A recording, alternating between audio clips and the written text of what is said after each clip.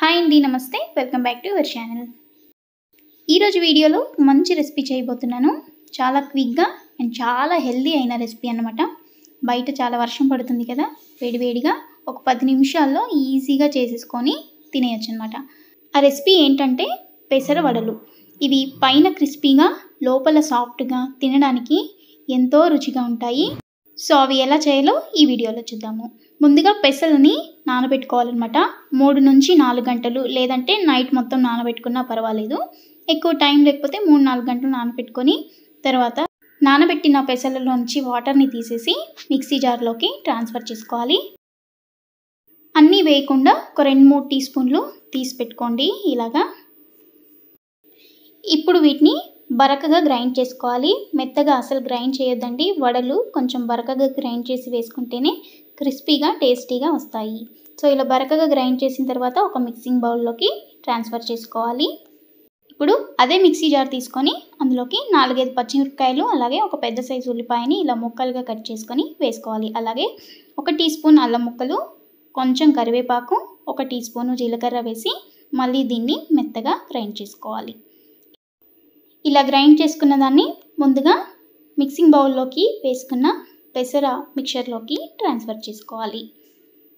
ఇప్పుడు ఇందులోకి కావాల్సినంత సాల్ట్, అలాగే ముందుగా పక్కన పెట్టుకున్న పెసలని ఇలా చేయితో నలుపుతూ కొంచెం ముక్కలుగా చేసి యాడ్ చేసుకోవాలి. ఇలా చేయటం వల్ల వడలు తినేటప్పుడు ఇవి పంటికి తగులుతూ ఇంకా టేస్టీగా అనిపిస్తాయి అన్నమాట.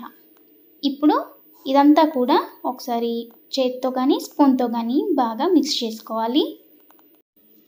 ఇందులోకి ఎలాంటి పిండి కానీ వాటర్ కానీ యాడ్ చేయాల్సిన అవసరం లేదు. ఇలాగే డైరెక్ట్గా వడలు చేసేసుకోవచ్చు అన్నమాట. వడల్ని ఒత్తుకోవడానికి ఇలాంటి కవర్ని కానీ లేదంటే బటర్ పేపర్ కానీ తీసుకొని చేయితో ఇలా ఈక్వల్గా కొంచెం మందంగా మీకు కావాల్సిన సైజులో ఒత్తుకోవాలి.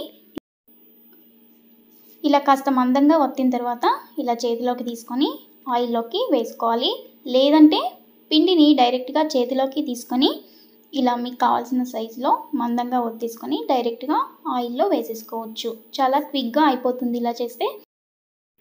కొంచెం ప్రాక్టీస్ లేని వాళ్ళు ఉంటే కవర్ పైన ఒత్తేసుకొని ఇలా హీట్ చేసుకున్న ఆయిల్లోకి వేసుకోవాలి. మంటని మీడియం ఫ్లేమ్లో పెట్టేసి వీటిని ఫ్రై చేసుకోవాలి.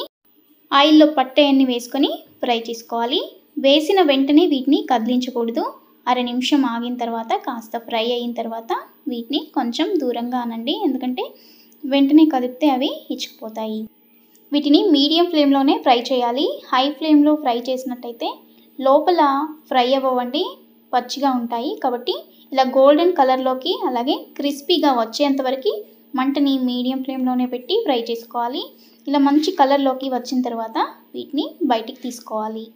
మిగిలిన పిండంతా కూడా ఇలాగే ఫ్రై చేసుకోవాలి.